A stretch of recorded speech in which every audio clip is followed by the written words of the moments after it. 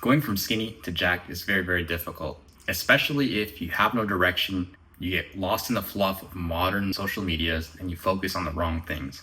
In this video, I'm going to tell you the 5 biggest mistakes that I made going from skinny to jacked so that you can avoid these mistakes and make that transformation faster and easier than I did. Before we get started, be sure to check out my free starter kit in the description below. It's got routines, training tips, and diet plans. So the first mistake, and this is a mistake I made way back when I was like first a beginner, was when we were doing push-pull legs. We first started off in the gym, and I was following a routine that I found on Reddit. The issue with that was that it was recommended that you train 6 days a week. Now, listen, maybe for a completely untrained person, making their first couple of weeks of noob gains, it's okay. But for me, as a former athlete who knew how to push themselves quite hard, training 6 days a week as a natural lifter just is not viable. It's not feasible. You see, there's 2 phases to building muscle. There's 2 key phases to building muscle. There's a training phase where you train really hard and create the stimulus to grow. That one I had no problem doing. But the second phase, the rest and recovery part, relies on your diet and relies on the amount of recovery and rest that you get. If you go to the gym 6 days a week, you are not getting adequate rest. You are not getting adequate recovery. Yes, I understand that you're working different muscle groups. You're alternating those so that you're not hitting the same ones back-to-back days. However, there's still a massive CNS fatigue. There's still an overall taxing effect onto your body. And when it comes to training to failure, you're just not going to be able to do that when you're going so often to the gym. I saw much better results when I switched to an 8-day routine of push-pull legs, when I took a rest between each push-pull leg cycle. So push-pull legs, rest, push-pull legs, rest. That's when my gains started to really blow up. And they blew up even more when I switched to the 4-day upper lower, because I had even more rest and even more time to recover, while also allowing myself more space to focus in and dial my effort and intensity up. Unless you're a roided up competing bodybuilder who weighs 350 pounds, training 6 or 7 days a week just isn't gonna cut it. You only grow when you rest. Remember that. You don't grow by training. You only create the stimulus. Like Tom Platt says, you gotta train hard, but then you also gotta rest hard. The second mistake I made was worrying about fat.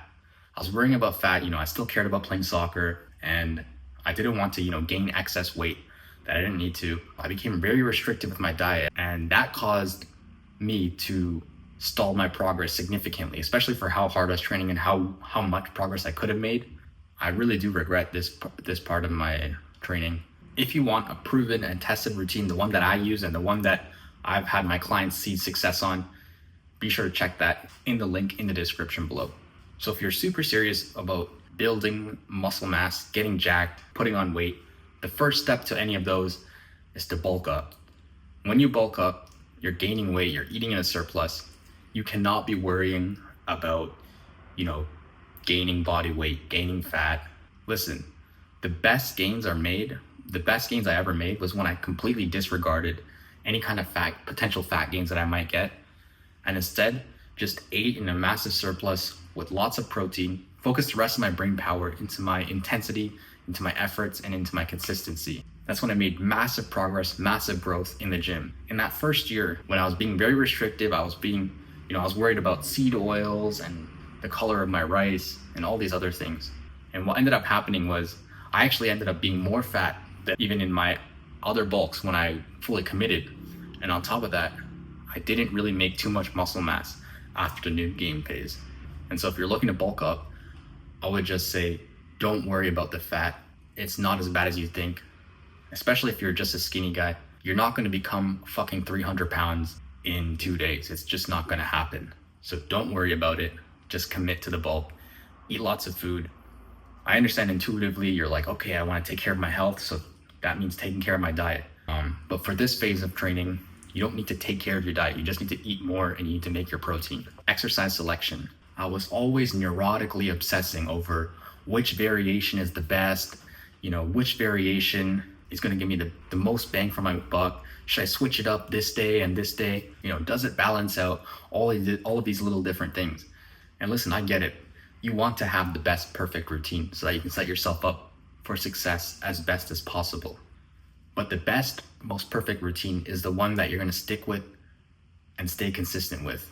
You don't need to figure out the most perfect routine I already have one. There's plenty more out there. Just find one that's been proven, that's been tested, and that works. You don't need to split test a million different things. You don't need to find the most scientifically optimal angle of attack for your lats.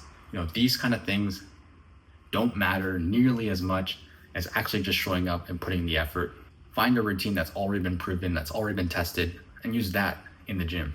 The next thing is to make sure you're tracking your progress. Make sure you're aware of where you're at and where you need to go to see gains. This means progressive overload. I know it sounds like common sense, but a lot of people, they just show up to the gym and they just start lifting weights. That's great for your first day, but after that, you want to make progress. That's how you are able to make gains. That's how you're able to grow. If you're staying consistent, it should happen naturally and intuitively. You'll already know when you show up to the machine exactly what weight you did last time, and you'll know what to aim for this time. It's very important because you need direction when you go to the gym. You need to make small steps. You need to have a goal, an objective to shoot for, a little bit more than last time, a little bit better than last time. That's how you're gonna make big gains in the long run. Lastly, this one's probably the most important and the one that I made for the longest, ego lifting. So I made the best gains, the best progress when I dropped the weight significantly, when I dropped my ego, when I hopped onto intermediate routines that had accumulation phases, that had volume phases, that had you doing weights like 55, 60% of your 1 rep max. These are the times where, I made the most amount of gains within 4 months. I put like 40, 50 pounds onto my bench press within 4 months because I dropped my ego. I just, no one's looking at you in the gym. No one's, looking over me like, what's that guy doing? Oh, wow, he's doing only this much weight this time. Didn't he do like this much last time? Wow, he's so big. Is he really that weak? No one's actually doing that. No one cares. Your life is not a social media highlight reel. I remember, using weights like 35s on the bench press, but back when, I could bench over 200, over 205. Imagine you can bench press over 90 kilograms, but then you suddenly drop the weight to below 60. That's the kind of moves that I made. And I remember my friend was like very against it. He's like, bro, this is so cringe. I'm not doing this cringe shit. This is so weird.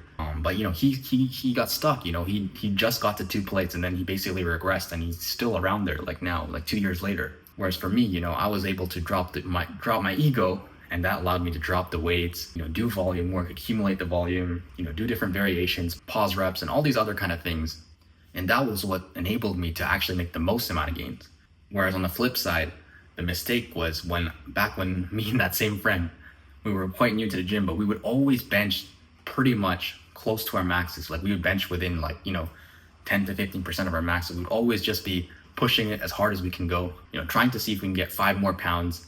And, that led to, a very hard plateau. That led to, injuries both for me and him. And, ultimately that first phase of training, we did make some progress because obviously, we're noobs. We just showed up and that's the first time we're being consistent. But it wasn't that great. It would have been a lot better if we just left our egos at the door and showed up and just came to see progress, focus on the progress instead of focusing on the number on the bar. Most people, they don't want to drop the weight below 80% of their 1 rep max. Like if they're bench pressing, they'll never drop the weight below 80% of their 1 rep max. Most people bench, 80 to 90%, or even just put their 1 rep max and just do it randomly for no reason. You want to put your ego at the door and you want to drop the weights and train properly, especially if you're training for hypertrophy. If you're watching this video, you're a skinny guy or you're just someone looking to build muscle mass. You're not strength training. So, that means you're doing moderate reps. That means the weight can't be too heavy. The weight needs to be moderate. You probably need to control the weight for a lot of your exercises. You shouldn't be doing extremely heavy weights. You should be controlling the weight, getting the volume in, getting that time under tension so that you can experience the most amount of growth. I hope that makes sense to you. A lot of people get seriously injured in the gym because they bring their egos with them through the door. I hope that's not you. But that was the last tip I have for you guys. If you have any further questions, please leave them in the comments below. Check out my coaching if you want my personal guidance on how to get from skinny to jacked. Like I said before, I got my starter kit in the description below. That's completely free. Join my Discord channel for discussion and community. Like the video if you did. Subscribe to stick around for more content just like this. But other than that, I'll see you in the next one. Peace.